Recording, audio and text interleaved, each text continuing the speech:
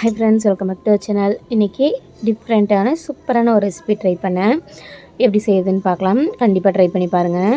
4 காஞ்ச மிளகாய், ஒரு காஷ்மீரி சில்லி. கடாயில் வந்துட்டு எண்ணெய் சேர்க்காமல் நல்லா ட்ரை பண்ணிக்கோங்க. சிம்மில் வச்சுக்கோங்க அடுப்பை. 2 டீஸ்பூன் மிளகு, 1 டீஸ்பூன் சீரகம், 1 டீஸ்பூன் சோம்பு.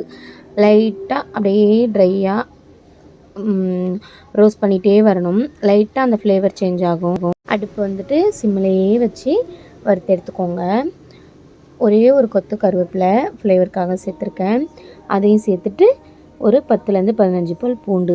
இந்த மாதிரி ஒரு டைம் ஃபிஷ் ஃப்ரை பண்ணி அந்த ஃபிஷ் ஃப்ரையை வச்சு ஒரு ஃபிஷ் குழம்பு வச்சு பாருங்கள். இது வரைக்கும் ட்ரை பண்ணியிருக்கீங்கன்னா ஓகே, இல்லை அப்படின்னா இந்த டைம் ட்ரை பண்ணுங்கள். உங்களுக்கு தேங்காய் பிடிக்கும், இல்லை தேங்காய் எண்ணெய் பிடிக்கும் அப்படின்னா இந்த டிஷ்ஷை நீங்கள் இதில் வந்துட்டு லைட்டாக தேங்காய் சேர்த்துக்கலாம். தேங்காய் எண்ணெயில் செய்யலாம். எனக்கு வந்துட்டு புளிப்பு காரம் அதுதான் பிடிக்கும். ப்ளஸ் வந்துட்டு கடலெண்ணெய் வாசனை தான் பிடிக்கும். ஸோ நான் வந்துட்டு கடலெண்ணெய் ப்ளஸ் தேங்காய் சேர்க்காமல் செஞ்சுருக்கேன். அந்த மாதிரி ஒரு டைம் ட்ரை பண்ணி பாருங்கள். கண்டிப்பாக ரொம்பவே நல்லாயிருக்கும். ட்ரை பண்ணிவிட்டு ஆற வச்சுருங்க ஒரு பிளேட்டில்.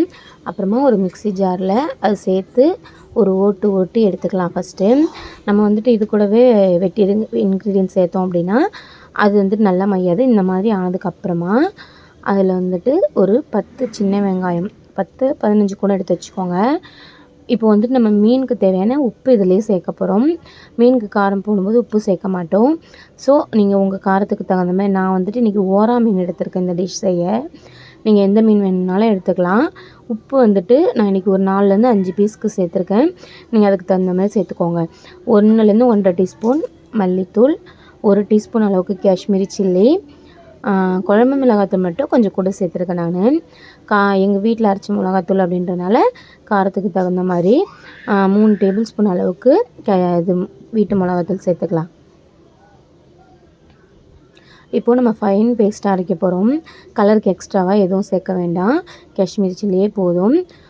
வந்துட்டு ஒட்டாமல் வரத்துக்காக ஒரு 2 டேபிள் ஸ்பூன் அளவுக்கு கார்ன்ஃப்ளவரு, கொஞ்சமாக தண்ணி சேர்த்து ஃபைன் பேஸ்ட்டாக அரைச்சி எடுத்துக்கலாம். இப்போ பாருங்கள் இந்த மாதிரி இருக்குது. இப்போ வந்துட்டு கொஞ்சோண்டு லெமன் சேர்த்துக்கிறேன். 1/2 லெமனில் அதில் 1/2 அது சேர்த்துட்டு திரும்பவும் அரைச்சி எடுத்துக்கலாம். இதே பேஸ்ட் வச்சு நான் 2 டிஷ் இன்றைக்கி செய்ய போகிறேன். ஃபஸ்ட்டு வந்துட்டு மீனுக்கு காட்டுறேன். மீன் பாருங்கள் நல்லா வாஷ் பண்ணிவிட்டு கட் பண்ணி நடுவில் கோடு போட்டு வச்சுருக்கேன். இப்போது இதில் வந்துட்டு நம்ம இந்த மசாலாவை சேர்த்து ஃப்ரீசரில் 1/2 மணி நேரம் கிட்ட ஃப்ரீஸ் பண்ண போகிறோம். காரம் நல்லா ஒட்டியிருக்கணும், அப்புறம் உதிராமல் வரணும்.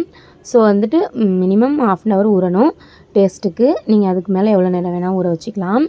நம்ம வந்துட்டு 1/2 அன் ஹவர் ஊற வச்சு நல்லா வறுத்தெடுத்து அந்த குழம்புல இருக்க உப்பு காரமும் இந்த மீனோட அந்த சதப்பத்தான பகுதி இருக்கு இல்லையா, அதையும் சேர்த்து சுட சுட சாப்பாட்டு கூட வச்சு சாப்பிடும்போது அவ்வளோ டேஸ்டியாக இருக்கும். இப்போ வந்துட்டு நல்லா எல்லா பக்கமும் படுற மாதிரி நான் தடவிக்கிறேன். எல்லா மீன்லேயும் எல்லா பக்கமும் படுற மாதிரி நல்லா தடவிக்கலாம். ஃப்ரீசரில் வச்சுட்டு 1/2 அன் ஹவர் கழித்து தோசைக்கல்லில் எண்ணெய் ஊற்றி போட்டுட்டேன். இப்போ நல்லா ஹீட் ஆகிடுச்சி. மீன் காட்டுறேன் பாருங்கள், கொஞ்சம் கூட ஒட்டாது. நீங்கள் வந்துட்டு எப்போவுமே இந்த ஃபிஷ் ஃப்ரை மசாலா வாங்கி செய்வோம் இல்லையா, அந்த மாதிரி செய்கிறீங்க அப்படின்னா இந்த மாதிரி மசாலா அரைச்சி ஒரு டைம் ட்ரை பண்ணுங்கள். ரொம்பவே டேஸ்டியாகவும் இருக்கும், ஃப்ளேவர்ஃபுல்லாகவும் இருக்கும். இப்போது எண்ணெயில் வந்துட்டு நல்லா வேகட்டும். ஒரு சைடு வந்ததுக்கப்புறம் ஒரே ஒரு கொத்து கருவேப்பிலை. இப்போ நம்ம லைட்டாக அப்படியே மீன் உடையாமல் திருப்பி போட்டுக்கலாம்.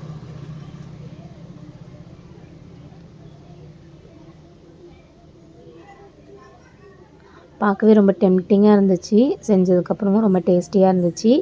ஸோ நீங்கள் தைரியமாகவே ட்ரை பண்ணலாம் இந்த ரெசிப்பியை. நல்லா 2 பக்கமும் வேகணும். அந்த நடுவில் கேப் இருக்கும் இல்லையா, அந்த சைடும் பார்த்து எல்லா பக்கமும் அந்த காரம் ஃப்ரெஷ்ஷாக இருந்துச்சு அப்படின்னா வயிற்றுக்கு சேராது. ஸோ நல்லா வேகணும். வேக வச்சு எடுத்து காட்டுறேன் பாருங்கள். கூடவே கொஞ்சோண்டு லெமன் வச்சு சாப்பிட்டோன்னா டேஸ்ட்டாக இருக்கும். ஆனால் நம்ம இன்றைக்கி இதை இப்படி சாப்பிட போகிறதில்ல. இப்போ சட்டியில் வந்துட்டு எண்ணெய் சேர்த்துக்கிட்டேன். எண்ணெய் ஹீட் ஆனதும் கடுகு, வெந்தயம், சீரகம், வடவம். இந்த வடவம் வந்துட்டு மீன் குழம்புக்கு ரொம்ப ஃப்ளேவராக இருக்கும். ஒரு ஊரில் ஒரு ஸ்டைலில் செய்வோம். இங்கே வந்துட்டு நம்ம சவுத் இந்தியன் அப்படின்னு பார்த்தோன்னா கண்டிப்பாக வடவம் இருக்கும். நிறைய பேர் வீட்டிலே செஞ்சு வைப்பாங்க. செய்ய முடியாதவங்க கடையில் வாங்கிப்பாங்க. ஆனால் அந்த மீன் குழம்புக்கு வடவம் போடும்போது ரொம்ப ஃப்ளேவராக இருக்கும். ஒரு கொத்து கருவேப்பிலை சேர்த்துட்டேன்.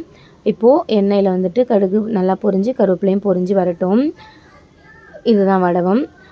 சின்ன வெங்காயம் வந்துட்டு ஒரு 100 கிராம் அளவுக்கு உரித்து 2 கட் பண்ணியிருக்கேன். அதையும் சேர்த்துக்கலாம். வெங்காயத்தை நல்லா வதக்கலாம்.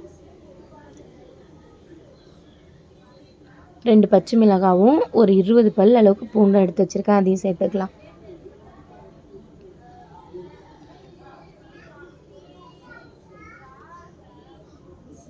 தக்காளி வந்துட்டு 3லேருந்து 4 சின்ன சைஸ் தக்காளியை பியூரி பண்ணி எடுத்து வச்சுருக்கேன்.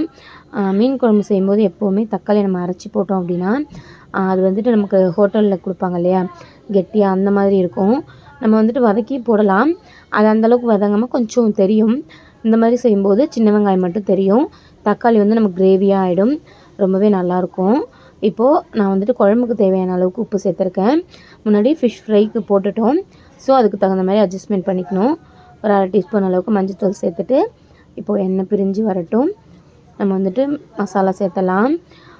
2லேருந்து 3 டேபிள் ஸ்பூன் அளவுக்கு குழம்பு மிளகாத்தூள், ஒரு 2 டீஸ்பூன் அளவுக்கு மல்லித்தூளும் சேர்த்துக்கிறேன்.